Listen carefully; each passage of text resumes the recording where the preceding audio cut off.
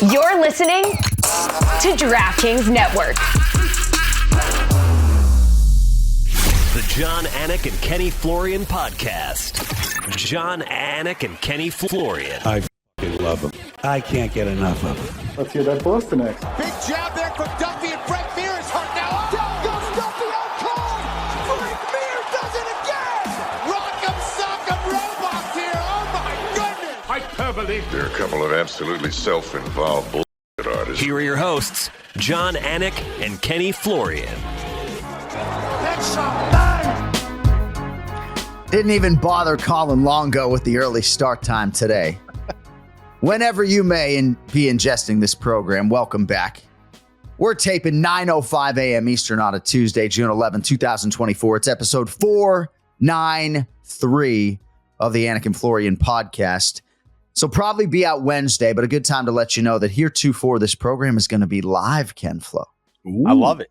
Bring it, dude. Bring it. Today, it's a little tough on me. I was up all night with my son, but it's all good. I'm ready. Really? What's going on with the Archman? He's been a little sick, man. Like we actually had to take him to the hospital. He was so dehydrated. Like I don't know. He was thrown up for basically 3 or 4 days straight. Oh man, so not good. But he's good. They got some fluids in him, but. Yeah, my back's a little sore because I didn't sleep in my bed. But here we go. I'm sorry to hear that. Well, you look pretty good. Yeah.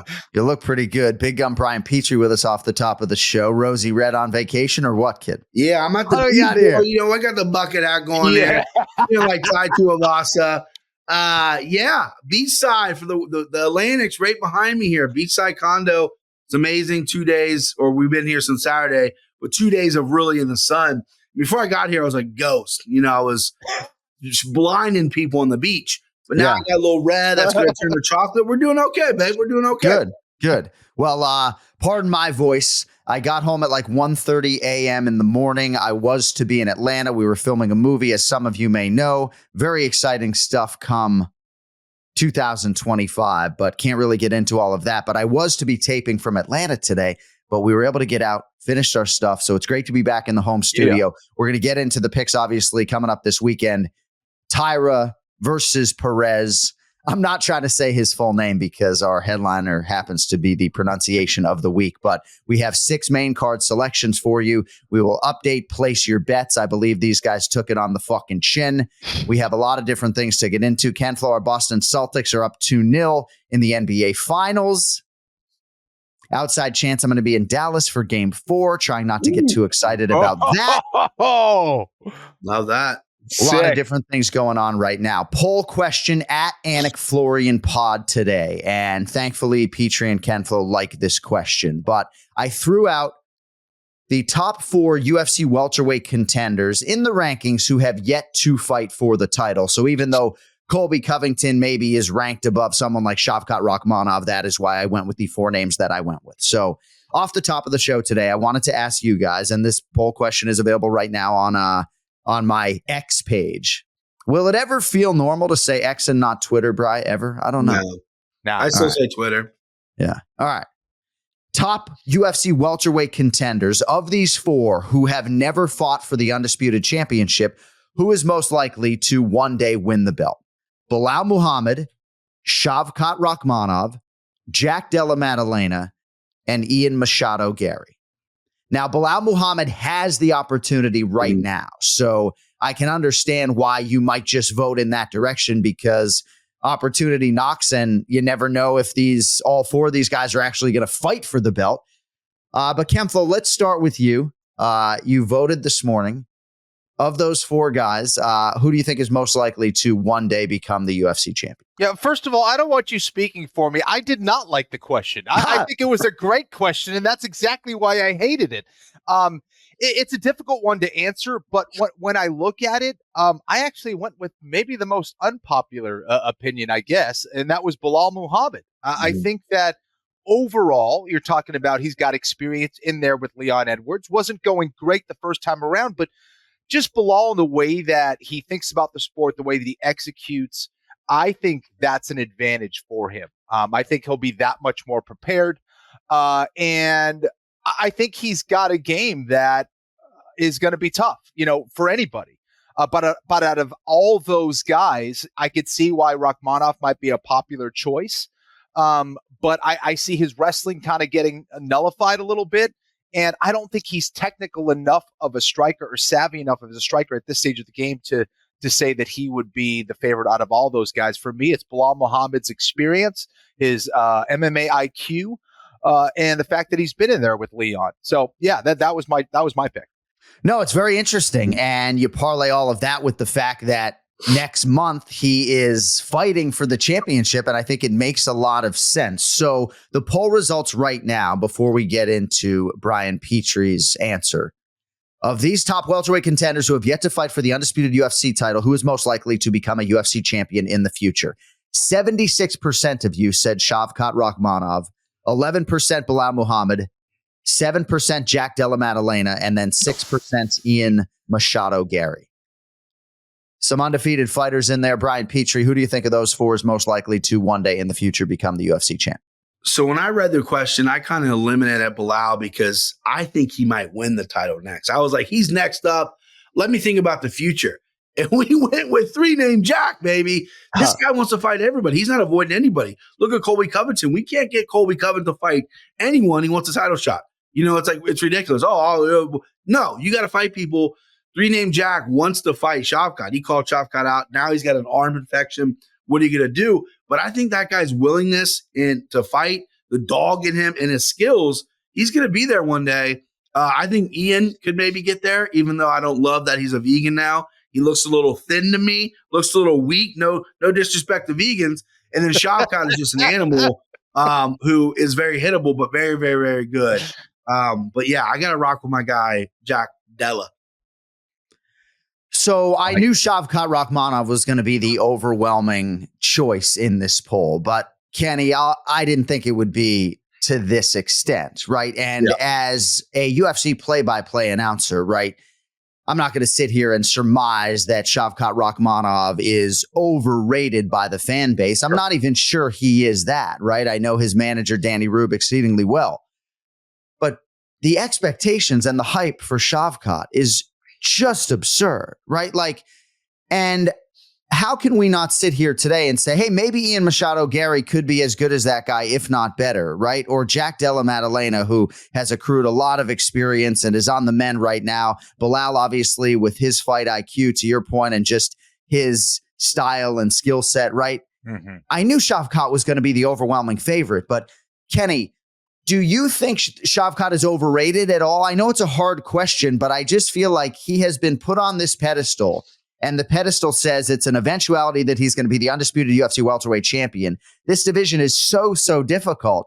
I don't know, man. There's a lot of pressure on Shavkat Rakhmonov to win fights, and he's going to have a title eliminator that's huge to become the UFC champion, and we'll see if he can do it. Well, first of all, Shavkat is an excellent fighter. Don't get me wrong. This guy is very good. He's massive for the division. He's got knockout power. He's got finishing ability on the ground, whether it's with his hands, his TKO, ground and pound ability, or even his submission game, whether he's picking you up off the floor with the rear naked choke from the standing position. He does a lot of things well. He's very, very dangerous. But don't confuse finishing ability and past results with what could happen. And I'm still waiting for that. Like, I want to see him out tech guys without having to utilize that chin to get him through. He has it all. He really does. Toughness, all that stuff. But sometimes I feel like he does get hit a little bit too much. Sometimes I feel like his striking defensively leaves some there to be desired. And against clean technical strikers like Leon Edwards, that's where he can run into trouble, especially when you get a guy like Leon who has the ability to stop takedowns, even against the likes of someone like Kamaru Usman. So that's why I'm a little hesitant. Is he overrated? I'm not sure he's necessarily overrated, but I don't know. I think perhaps guys like Bilal and Brian Pick and Jack Della Maddalena, maybe there's more upside than perhaps what other people see. I don't know. Certainly, Khamzat Chimaev came in as a guy who had heaps of expectations placed upon him. He's now in a different division, so he doesn't necessarily factor into this discussion, but really not since Kamaru Usman then in 2015. I remember when he fought Haider Hassan in his UFC debut, and Brian Stan said to me after calling that fight, that dude's going to be the undisputed UFC welterweight champion. Brian, it sounds to me like Shavkat Rakhmonov versus Jack Della Maddalena. You like three-name Jack in that fight right now. Right now, I do. The only problem with Shavkat I have is he might be drinking his own sauce. Everyone's on him. He might be like, I'm finishing everybody. What are you talking about? He got pieced up by Jeff Neal. He went in there a little overconfident. Jeff Neal got pieced up by a really good boxer. Yes, he finished the fight. Yes, he won. Yes, he dug deep. But there's only so much, like Kenny said, that you can rely on that chin. And once that chin goes, where's the game at? I don't think he's overrated. I think he's very, very talented. I like his size, his length. He can take it to the ground. He can submit you. He can beat you up on the feet. I just think Jack Della is a special dude between the ears. Like his mental is on another level on top of his skills as well. So that's why I'm picking him. But yeah, I love Shavkat too. He'll get there. I wish I could answer these questions, right? And I would always sort of employ like a to save a dog's life. Like, who do I really think is going to become the champion? I think the better in me, the sports better in me, sees Leon Edwards minus 192. Not this massive favorite, and Bilal is next. So I would probably, take the bait there if I was trying to like save a dog's life. But I find the Shavkat Rakhmonov conversation to be a very interesting one. And whatever that next test is, Colby Covington or somebody else, Kamaru Usman, right? We'll see how that goes, because his tests are coming. And, I like the kid a lot. I really do. Nice guy. Brought me chocolates at the last fighter meeting. Not suggesting he's overrated, but the fan base has, rolled out the red carpet to be sure. All right. So picking up some of the pieces, Bri, from earlier in the week before we spin this thing forward, I just wanted to get your thoughts on the stoppage in the fight between Jared Cannonier and Nassourdini Mavov and the potential for an immediate rematch in Paris. Jared Cannonier, I believe, was on with Ariel Helwani and suggested he wants a rematch maybe in Paris, that Mick Maynard might be receptive to it. So what was your takeaway from all of that noise over the weekend? Yeah, I thought it was early. Cannonier's, he's a man. He's 40. It's been in there. You got to let him go out and shield a little bit, in my opinion. And I'm never one to really harp on early stoppages, right? Safety for the fighter is important. And I love Jason Herzog, and I love what he said on Twitter. He's like, I've got enough feedback. I got to reevaluate. I love that shit. I think he was a little early on this. That's just what it is. You make mistakes. It happens. Running it back, I wouldn't mind that if they need a main event there. That'd be great. It was a fun fight. It was a technical fight. And then, they were throwing hands in, towards the end there, and Cannonier got caught. But, yeah, I wouldn't mind seeing it again, considering it had so many stakes at 185. We need, like, a true guy in that top five, like, who's in, who's out, to fight for the 185-pound title right now. And now this kind of muddies the waters a little bit with the early stoppage. So, yeah, I'll have no problem running that back if that's what the UFC wants and the fighters are down. See, Kenny, I can't say I have no problem with it because I do think it punishes Nassourdini Mavov. What the fuck are you smirking about, Ken Flo? What's the problem? I'm just thinking Herzog must be listening to the Anik and Florian podcast. That's what it is. That's what it is. Yep. I did have a little bit of a private conversation with Jason. I wish I could reveal those details, but dude's the man. Dude's the man. But Ken Flo, immediate rematch does punish Nassourdini Mavov to some extent, does it not? Right? He did have Cannonier drunk driving out there, and it seemed as though maybe a concussion might have been moments away. No? Yeah, and this is where it's kind of a little bit tricky, because here I am saying I would have liked to seen it go a little bit longer. Is a rematch warranted because of that? I don't know. Maybe it's a little bit of a stretch for me anyway, just because, he did hurt him. He hurt him bad a couple times. I just think it was a little bit of an early stoppage. Does it warrant a rematch? I don't know. Maybe just because the division that there's a clog in that division. It's clogged up. So I don't know. Yeah, no, because of the clog, I think you get some fucking Drano and maybe you run it back. But I do think it punishes Nassourdini Mavov. Yeah. And I do think we all largely are in agreement that it was an early stoppage, right? Sorry about the dog barking. Oh, no! Ray's going to lose it. Did Lucky go to your house? That's your dog. Oh, okay. Yeah. So I love my dog. I'm away a lot. I'm about to go to Saudi Arabia and then Vegas. So I thought I could get away with having her upstairs today, and lesson learned. So I should probably go take care of that. There's always a first for everything, I am going to go take care of that. But no, we all agree in the MMA space that it was an early stoppage, right? I think we all can agree on that. You can't referee a fight thinking about Jared Cannonier maybe being face first 15 seconds later, right? Yeah. But I just feel like if I'm Nassourdini Mavov, it's like, man, I got the big fight. I didn't overachieve, but I delivered, and now I got to fight this guy again. Yeah. If the division wasn't so clogged, I think maybe he would make a big stink, But hey, Sean Strickland might have to fight a rematch against Brendan Allen, right? Brendan Allen is title shot worthy right now. Yep. Sean Strickland is the number one contender. He's title shot worthy, so we do have some issues, right? Yep. Got an issue. Here's a tissue. All right, Dustin Poirier, in terms of his fighting future, he fought Islam Makhachev admirably, of course. So I don't know, Bri, if my question is, who would you like to see him fight, or would you like to see him fight one more time? The legacy, I think, is largely complete. Is there a name? Is there somebody that you think would be appetizing enough for him to sign on the dotted line? Nathan Diaz or somebody else? Yeah, I was just going to say, he's right over your shoulder there, John. Nate Diaz. Nate Diaz comes back to UFC. Their little Twitter battle they had a few years ago is the funniest exchange ever. It was tongue in cheek, but it also was like a little kind of still like Nate Diaz. That's it. I mean, listen, Poirier, I love him. And if he comes back and fight, he'll get my money and I'll watch it for sure. But he's saying all the right things. What else do I have to do? I've been fighting since he was fighting since he was like 18 or something like that. Some crazy number. I mean, listen, he's made enough money. He's got a daughter. He's got a family.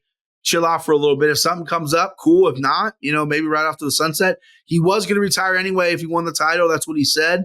I have no problem with it. Absolutely none. But if Nathan Diaz comes back to the UFC, that'd be a fun one right there. Kenflo, I'm fascinated to get your thoughts on this. Max Holloway is probably going to fight Ilia Topuria for the undisputed UFC featherweight championship. And then he, as the defending BMF champ, and I guess that belt in theory could be contested at whatever weight class, right? Would Poirier want to fight for the BMF belt, right? Because that at least is a prize of some kind. So maybe he would be willing to compromise a little bit on like opponent to fight for that particular prize. Right. We've sort of exhausted the conversation about him fighting Alexander Volkanovski. But I guess, Kenny, is there a name other than Nate Diaz off the tip of your tongue that you think has the perfect elixir or combination that would get Dustin to sign and fight one more time? Well, Dustin may not have to call this person out because I think this person may want to call Dustin Poirier out, and that's Conor McGregor. Like, that's the other guy. We're talking about big money fights. Like these are, I mean, the fight against Conor McGregor was a fight that arguably changed Dustin Poirier's life forever. The rematch. Oh, yeah. Right. I mean, even the first match, it was just like, all of these things are, kind of, it's tough. Like the BMF belt is interesting just because that's something that's extremely unique that very few people can claim to have won in the UFC. So I see that as a nice dangling carrot.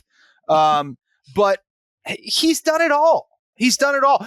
He goes out there, he wins the BMF belt. There's going to be another fight that someone could say, let's get him in here against this guy. So I don't know. I like the idea of the BMF belt, and it's got to be a big name, a big money fight. Other than that, there's no reason for Dustin to come back. So the UFC always needs pay-per-view main events, right? So much so that UFC 291 was headlined by that BMF title fight between Dustin Poirier and Justin Gaethje. So I do think the carrot is going to be dangled, and minimalistically, you're probably looking at 1.5 or 2 million to show. Yeah. That is complete speculation on my part, but Dustin Poirier is collecting 7 figures when he shows up to fight right now. I just think he's going to get offered some sort of pay-per-view main event, and we'll see if it's appetizing enough for him to sign.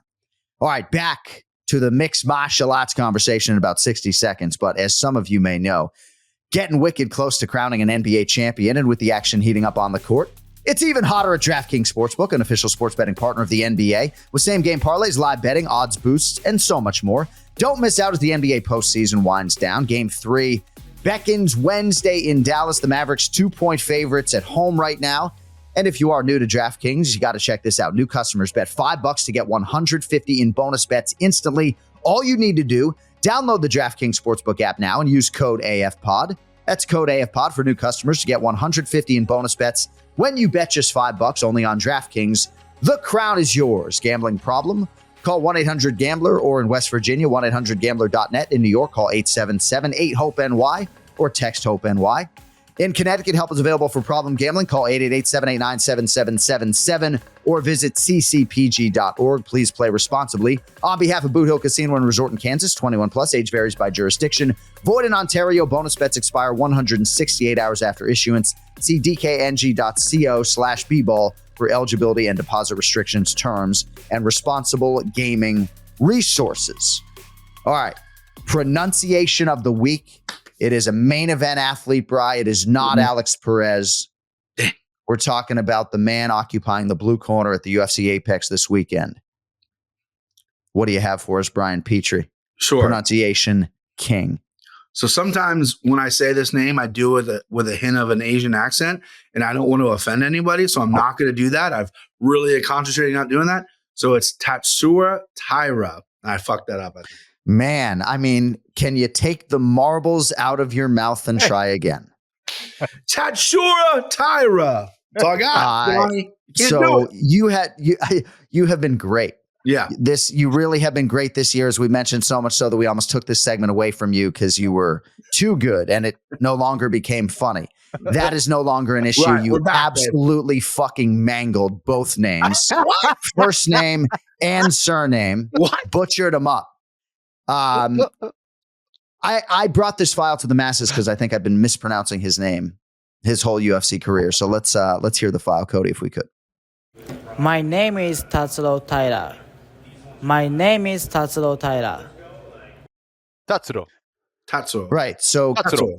I've been saying Tatsuro, right? So I've been emphasizing the wrong syllable. So we'll see how they handle it this weekend, but it's Tatsuro Taira, and perhaps important because he's like 15-0. So good. Tatsuro, not Tatsuro. And I know Jason Anik at Boston Anik listening somewhere is like, oh my fucking God, you guys, like, I'm going to kill you guys with these pronunciations. Green jacket, blue jacket, who gives a shit, right? Like I do think like we do overthink this, but it is what it is. We're trying to get our shit right. All right. Yeah. Main event challenge, UFC Fight Night, Perez versus Taira. Main card on ESPN2 this weekend. Heaven forbid we can call it the fucking deuce, right? You know, do you remember when I guess maybe you guys wouldn't, Kenny knows this, right? Yeah. There came a time where, we could no longer call it the deuce on television. And it's like, why? Why can't we say it's on the fucking deuce? We can on the Anik and Florian podcast. Yeah, we can. Main card on the deuce this weekend. Opener on that main card is at bantamweight. Garrett Armfield minus 180. Taking on Brady Heastan plus 150. So Brian Armfield coming on strong. Big win in January on a pay-per-view card against Brad Katona. It's a hard guy to beat in any setting. Heastan hasn't fought in over a year, but he has won 2 in a row. What do you have for us, Vacation BP, on the main card opener? I was a little hard on field. It's like maybe I was a little bully of him. And all of a sudden I was like, wait a second, this guy's actually pretty goddamn good. And he is. And I loaded up on Katona when they fought. I was like, oh, Katona's going to drown this guy. Nope. He gave up 4 takedowns, sure, but he got back to his feet and he fucked him up on the feet almost. I mean, he wobbled Katona a few times, had him bloody. Great fight. Garrett Armfield with a good camp, with some real good skills and some really improved cardio. I like this kid a lot. And Brady Heastan is kind of a one-dimensional wrestler. He gets shot. He's tough. Don't get me wrong. He's good submission, good transitions. But when he's on the ground, he's good. When he's on the feet, he's a liability. He gets marked up. That's how he kind of fights. You get marked up against Garrett Armfield, just like the last fight, he's going to drown you in the later rounds. I like Garrett Armfield in this spot here. Yeah. I'd like to see him get a finish, really get his name. His social media on Instagram is pretty good. Let's get this guy some shine here. And I think by finishing Brady Heastan, I think that's what we're going to get. Are you growing your hair back out? What are you doing exactly? Yeah. It looks like you're growing it back out. Yeah, sorry, Johnny. It's coming back in. I think since I did the shave, I'm going to go reverse. I'm going to grow it real long like Jason used to have it. I think I'm just going to go opposite. No, I can't do that. I can't do that. Wife likes it short, so we're probably going to get it cut short again. All right, well, we'll see what you do there. Jason Anik's actually going to a real barber. My guy Gianni here in Boca Raton today. 2 hours from now to Nice. get a real nice fade. I'm actually jealous, but yeah, we'll see how Jay looks. But yeah, I told him he got to grow it out a little bit because he's like going in his Instagram story, doing these videos on Bilal, like, and new, and he's bald now, and people are like thinking it's fucking me. Anik really round behind I'm rooting for Leon, Just kidding, bully. Just kidding. All right. Let us get Ken Flo's prediction on this one. A little background. So, of course, Garrett Armfield, Marathon MMA, trains under the great Trey Ogden, who was on the Anik Florian podcast, outstanding fighter and coach on the other side. Power corner as well. He stand Spokane, Washington, Sick Jitsu, the great Rick Little. 2 canceled bouts for He Stand Ken Flo. Once against Damon Blackshear, late 2023. He got staff. Then a fight earlier this year against Rinya Nakamura, had to withdraw from that one. So He Stand the underdog, Armfield the favorite. Ken Flo, who do you love? Yeah, I thought Brian did a great breakdown. I think He Stand is kind of a whirlwind, especially he's able to get you on the ground. He can cause a lot of problems down there. And I think that on the feet is where Armfield can really take this fight, either by finish or just outpointing He Stand throughout the course of 15 minutes. And I don't know, he's looked impressive. And yeah, he's surprised me as well. I think he's pretty big for the division as well. And He Stand, I think, just needs a little bit more experience as far as pacing, striking, putting it all together. And, maybe he has a great night. He's able to take down Armfield repeatedly. I just don't see it happening. Armfield's going to be in that fight. He's too experienced at this point to allow for He Stand, I think, to run away with it. And I like Armfield's chances, especially on the feet. So I'm with Brian here.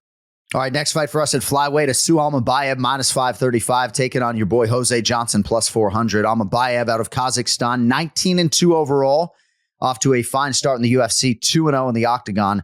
Outstanding wrestler, fun to watch.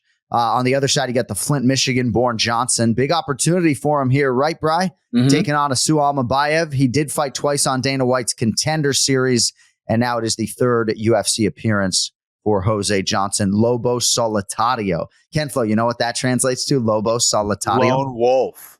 Ooh, Lonely wolf. Yeah. Lonely wolf. Yeah. Lonely wolf. I mean, Ken Flo, any fucking language. He's got something. He knows it. Bri, what do you have for us on the fly, guys? I used to have a saying on my podcast, if they're from a stand, you better grand. Kazakhstan, Dagestan, these boys win fights, man. And Almabayev is the same way. He's impressed me his 2 fights in. He's very heavy on top. I mean, incredibly heavy on top. And he does work and he does damage. So he's going to win fights on cards as well. He's not going to stall out.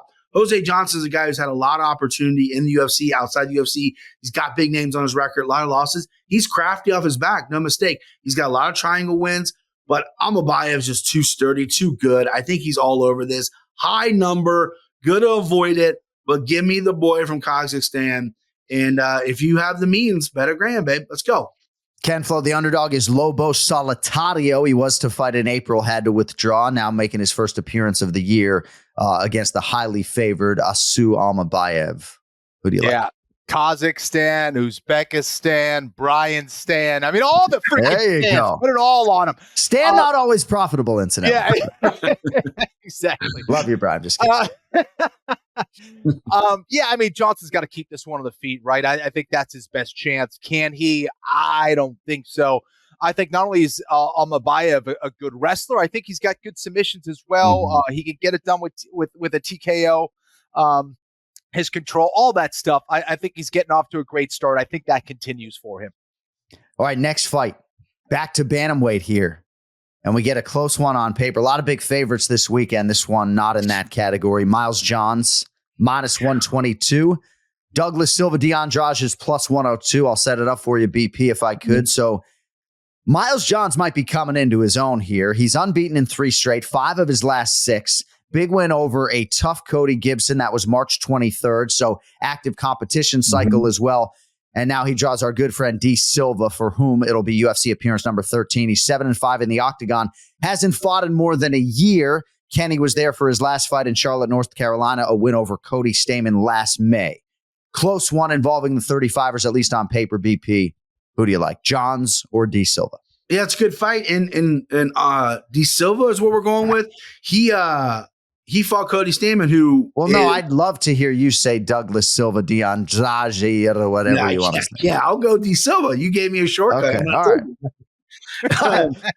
Yeah, he fought Cody Stamann, who's similar to Miles John. At least he used to be. Cody Stamann doesn't wrestle as much anymore, and Miles John is leaning into his wrestling because he fixed his cardio. Early in his career, he was like, I'm going to hit you with a knockout. I'm going to fucking sleep you. Now, I'm going to use all my game to get you out of there like he did against Cody Gibson, who's very good off his back as well. He has some submissions off his back. Miles John shut him down. I think that's what's going to happen here. De Silva, ricked up dude, but he slows down, especially if it's going to be heavy-paced wrestling, which I assume Miles John's going to do. You're giving me a low number at like minus 122, I believe, is what he's on DK. I love Miles John's in this spot. Probably by decision. De Silva is very tough to get out of there. I mean, Miles John has knockout power, but I don't necessarily see that happening. I like Miles John by decision, but low number, and I think it could be a big payoff here because I think Miles John is finally coming into his own and rounding out his game, especially with that cardio. So, yeah, give me Miles Johns.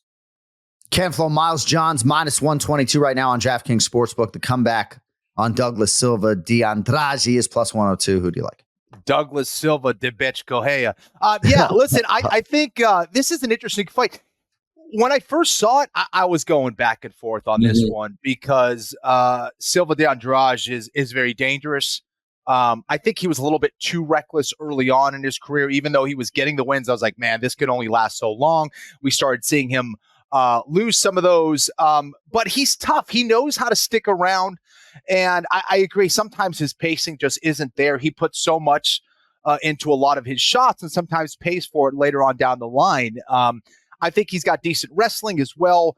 Is it enough to stop Miles Johns overall? I don't know. I mean, Johns has got to be on his game. He has to be very defensively sound. Can't lose focus during this one, dropping his hands or watching his work because the Brazilian fighter will make him pay. And but I do think overall, Miles Johns is the better guy. I think he should be able to execute. He should be the smarter fighter out there. If he's able to do that, I like Miles as well. All right, next up, featured bout at featherweight. Twilight Timmy Kwamba minus 205, taking on Lucas Almeida plus 170. So Kwamba lost a split in the UFC debut earlier this year, trains under Dewey Cooper and that team. Born and raised in Vegas. He's 2-1 here, Bry, against Lucas Almeida. Your thoughts? Yeah, Kwamba's a guy who I hear a lot about in Vegas. Like, they love him, right? And he's got real skills. We've seen he's 25 years old. It's just every time he fights, you want more. The low volume it's killing him. We got to get you more and more confident, more reps, more in there. I think that's what hurt him in his last fight. I think if he would just throw in 15% more, he wins the fight. I think he was more technical. He just got out-brawled. And you got Almeida. This guy goes for it. Like, this guy has a high motor. He's coming for you, coming for your head, or he's going to get knocked out. I kind of love that about him. At plus 170 with a reckless dude like that, I'm willing to dance with the plus money. Give me Almeida here to surprise Kwamba, a young guy who's really technical. And when you get a guy who is a little crazy, that technical sometimes can go out the window. So give me Almeida. I like the number, plus 170. I'm riding with it. Kenflo looks intrigued a little bit. Kenny Almeida out of, is it Sorocaba, Sao Paulo, Brazil? Either way, that's where he's from. Yeah. That sounds right to me, John. So he needs a win here. First start of the year for him. He's been finished in 2 straight. BP likes him plus 170 or so. What do you have for us on this one? Kenflo. Yeah, I think it's a good breakdown. I'm probably going to go the other way. I think Kwamba is the more technical guy. I think Almeida's a little stiff sometimes, still hits hard and all that stuff. But I think Kwamba's got to be able to stick and move here, have more confidence in his striking for sure. I'd like to see a little bit more volume as well. But yeah, I mean, he trains with a bunch of good guys. I think he's just kind of waiting to kind of break out and get that confidence and get that experience. Still relatively new to the UFC anyway, still young overall. But I think he's the better fighter. I think he's the more technical fighter. I'm going to lean that way. Doesn't always go that way, but that's what I'm going to lean with here. I like Kwamba.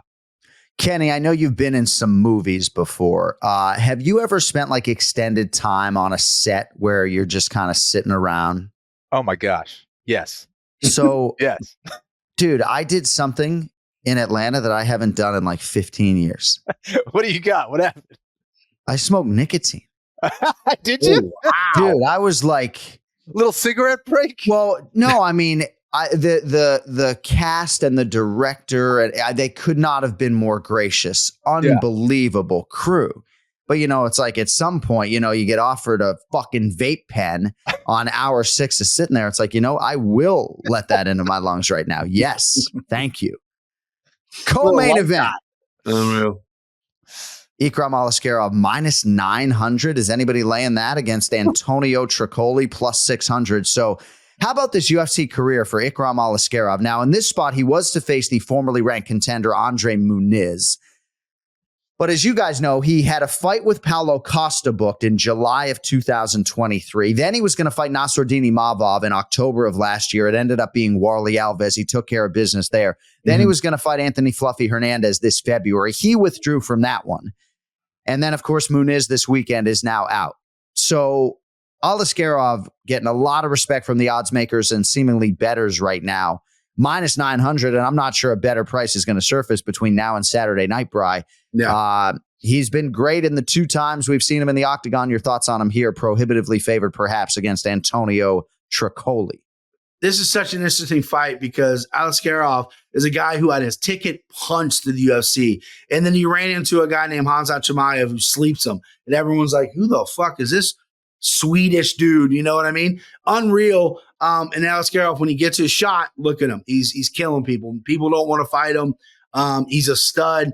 I like him here. Minus 900 is crazy. But look at Tricoli. This dude fought Jacob Volkman at 170 in 2016. Jacob Volkman is a 155er who looks like the old librarian I used to have to help carry books. This guy, and now Tricoli's a beefcake fighting at 205 in the Contender Series.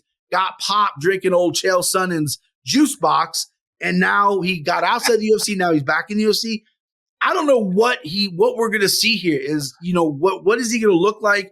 What's his skills? I watched his fight outside the UFC. He won by submission. Wasn't overwhelming to me, but he's fighting up in weight, or not up in weight. He's sizing up with his body. Is he naturally that big? There's so many confusing things here that I really would never give out this play any other time. I really think Alaskarov at minus 900 might be the steal of the fucking year. And that's just crazy to even say. But if you got a fat bankroll, put it on Alaskarov. I think he gets a finish here. I think he'll knock out Tricoli, and he's looking at another contender if he can get a fight. Nicely done, Bri. Kemflo, what do you have? Brian, let me bang, bro. He's taking all the nuggets. He's got it. Let me bang, dog. I think it's all good stuff. I don't have much to add. I think Alaskarov is a huge favorite for a reason. The way he matches up here, and how about the respect from the UFC to already start thinking about matchups against Costa and all these other guys. I mean, he's legit. He's legit for a reason. He's dangerous everywhere. And I may have him as a bet as well, Brian. Ooh. All right, place your bets coming up later, but now it is time for our main event selections brought to you by the all-new KennyFlorian.com. Holy fucking shit. I was on there this morning, right? Yeah, I got home 1:30 a.m. Still doing the homework, right? KennyFlorian.com. Brian, have you seen it? No, you haven't. I'm going right now. Yeah, give him a click. It's really nice. And yes, you can buy our merchandise. There's some short promo code that Cody's going to get for me on X right now for 20% off your order. AF is the promo code. Nice. JohnAnik.com, KennyFlorian.com. Doesn't matter where you buy it, but it all helps us give people like Brian Petrie, Ray Longo raises. So let us get to the main event picks. And Kenny, we're going to let you bang right off the top here. Go. Tatsuro Taira, minus 180, taking on Alex Perez, plus 150. Taira 5-0 in the UFC, coming off a win over Carlos Hernandez last December. He's still only 24 years old, born in the year 2000. But getting his first real stern elite test here in the former world title challenger Alex Perez, for whom it has been a big 2024, even if Perez is 1-1 spanning his last two. Kenny Florian, Tatsuro Taira minus 180, Alex Perez plus 150. Who do you like? Tatsuro Taira, he's a finisher. Whether it's on the ground or on the feet, you got to mind your P's and Q's. He is a sharp striker. There's one thing that I see when he throws his cross, he throws his right hand, he does kind of fall forward a little bit, which makes him susceptible to counter shots. And we're seeing Perez get more and more comfortable on the feet, and he certainly has power, always has.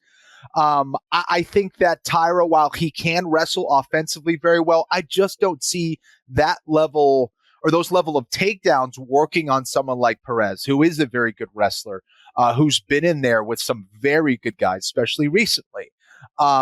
So I don't know. I like this momentum from Perez. I'm kind of feeling it right now. I like these numbers, and Taira is a favorite. I understand why. 15-0 in MMA is no easy task. I think he's been looking very good. He's been gaining that experience, and I think that there's a lot of upside to him, a lot of potential. But I like Perez here. Coming off that last win, I think he gained a lot of confidence from that. Even in his loss, I don't think he looked bad. So I think it's a good sign that he's staying this busy. And give me Perez, dude. Gotta like Alex Perez for more reasons than one, right? He's not playing the rankings game, Bri. He gets into the top 5, and he's putting it on the line against 13th ranked Tatsuro Taira. Tatsuro Taira, fuck that up there. But he also understands the value of taking this guy's O. He's the underdog this weekend, Bri. Who do you have for us in the main event?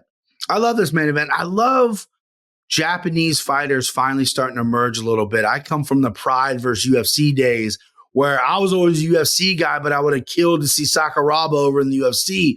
There was so many fun. And then they took a lull, and then a lot of the Japanese talent over there, they kind of stay over there now. But we got Rinya Nakamura, we got Tatsuro Taira, and it's really coming up. And Taira, I've been on his side the entire time he's been in the UFC. I've bet him when he was minus 1,200. He's good, right? He's good on top. He floats really well. Wrestling isn't working. His double and singles transitions need a lot work. And then his straight punches are very good, but defensively, I get a little worried.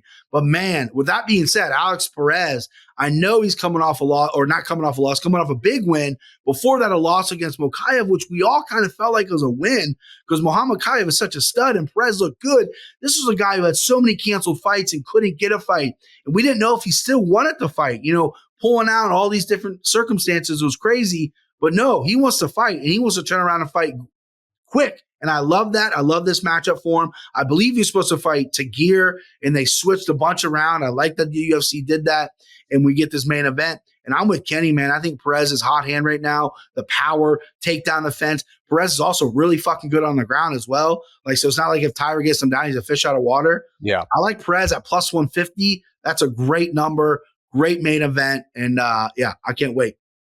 All right, as usual, we close out the program with Place Your Bet, sponsored by JohnAnik.com, where you can get 20% off your merchandise order with promo code AF. That includes all Anik and Florian podcast merchandise, as well as all of the One More Sleep designs, including the one I am wearing. Not now, but right now. All right, I'm going to update the standings. You both gave 1K back. Is that accurate? All right, Brian's hanging his head. All right. Oh, my God. So, Team man. Florian was over $1,700 for the year. You lost $400 on Thiago Moises. And, with an abundance of respect, I hated that selection right out of the chute. I mean, I'm telling you guys, I led the handicap. Ludovic Klein is Jason Anik's favorite fighter, and not just because, he has an attractive, significant other. The kid can fight. You also had $400 on Miguel Baeza Kenflo. That was a dump as well. And then your parlay had Jared Cannonier in it. So Kenflo gives $1,000 back. Easy math for the English guy. You're now at plus 773.46. And Petrie, $600 on Dustin Jacoby, $200 on Cannonier. You also had Dustin Stoltzfus in your parlay. So it's minus 1K for Petrie as well. Year to date puts you now in the red font on our script. Yeah. I got that too. Minus 419.03. Shout out, though, to Big Ron Pellegrino, by the way. Happy birthday, Big Ron. It's June 11th. He was born June 11th, 1980. So hopefully Code Blue, our producer Cody Merrill, maybe does him a solid and gets the episode out tonight. But happy birthday to Big Ron Pellegrino, who hit the Anik and Florian podcast parlay on DraftKings Sportsbook Nice. this past weekend. All right. You guys get $2,000 for pay-per-views, $1,000 for fight nights, and then we'll give you $200 for the UFC Apex events. No, I'm just kidding. So we'll give you $1,000 for this fight night this weekend. And let's turn this fucking hog around, boys. What do we have? All right. So on my podcast, I picked the entire card. I went 4 for 10. It's the worst week I've had. I went 0 for 3 on you guys, gave $1,000 back. I'm hanging my head in disgrace, but I'm not done yet. Okay. This is why MMA is great, because guess what? We reload up. We got the next weekend. So I like Garrett Armfield here. Minus 180 for 500. Garrett Armfield is going to get it done. Give me Aliskov. Am I saying his name right? I had it. I lost it. No, you're not. Aliskerov, is that what you're saying? Aliskerov. There it is. I like him by KO. The number's not out yet, but we'll chase that number for $200. Okay. Give me Alex Perez plus 150 for $200. And since I did 3 bets last week and I shit the bed and got my dick kicked in, I'm going to go 4 bets this week and go Perez by KO plus $100. The number's not out yet. And that will be a good price on Perez by knockout there. So nicely done. Spreading around the resources, Brian Petrie. Ken Flo with a pretty significant lead here still. What do you have for us on the UFC Fight Night? Okay, Jim. Let's see. I got $200 on Mabayev by sub. Nice. Okay. I'm doing $250 on Mr. Miles Johns. Nice. Okay. I'm doing $250 on Aliskerov by finish. Hey, Bri. Will he be able to get a number on him inside the distance, Aliskerov? Yes. Yeah. Inside the distance it'll be a minus number, but it'll be in there. Yeah. Well, okay, right. All right. So a finish of some kind. So BP will chase that proposition number for us. Not out as yet on DraftKings Sportsbook. Yes. Ken Flo, as you were, $300 left. Yeah. And I'm going to put those $300 on Perez. On Perez straight. Straight up. All right. There you have it. We'll see how it goes. Yeah. Check out Brian Petrie on the MMA Takes podcast if you just can't get enough. Big Gun Brian Petrie at Brian Petrie MMA. Is that the handle, right? That's the handle, babe. All right, buddy. Back to the children, back to the childcare, back to the dependents, back to the vacation. Have a great day and a better evening, and we appreciate your time as always. I'll see you, boys. Thanks. Enjoy, dude. There he is, Chief Handicapper Brian Petrie with us here on the Anik and Florian podcast, as usual. All right, just like that, it's not even noon on Tuesday, and we got 2 episodes in the can. We are back next week, and the big shows are Cannonball coming later this month. Of course, Saudi Arabia, 11 days from now with Robert Whitaker and Khamzat Chimaev, and then, of course, UFC 303. I guess this shit's happening, Ken Flo, huh? Conor McGregor, Michael Chandler under the lights. A little scare there, but looking good. It looks like it. Is it a mind game? Is there something legit there? I don't know, but very interesting. I kind of want to know. Maybe need to know why this press conference was canceled. Yes. But maybe we never know. All right. We got to get on out of here. Thanks to our executive producer, Cody Merrow. Thanks to Brian Petrie. We'll be back with you next week. We'll recap the piss out of this show and get you ready for Saudi Arabia. Happy birthday to our biggest fan, our biggest listener, and an all-around good egg, the gentle giant, Big Ron Pellegrino. Check him out at the Paradise Cantina in Las Vegas. For Ken Flo, I'm John Anik. We'll talk to you next week. Enjoy the fights this weekend on the Deuce. Yo, later.